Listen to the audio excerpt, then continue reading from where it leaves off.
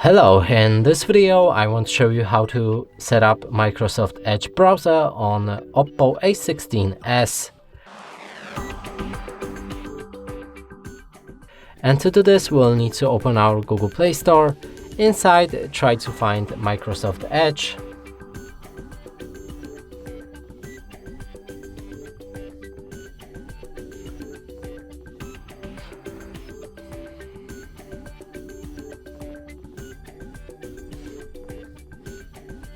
Select it and download it.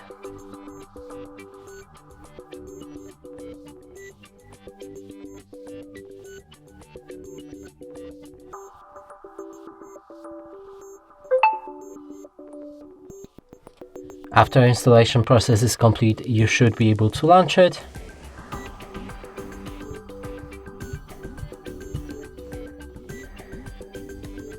Now we can sign in to turn on synchronization. I'm gonna do it later. Accept or disagree with the data sharing preference and set Microsoft Edge as a default browser.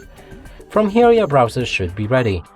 And that's it for this video. Hope you like it. Please consider subscribing to our channel, leave a like and a comment below.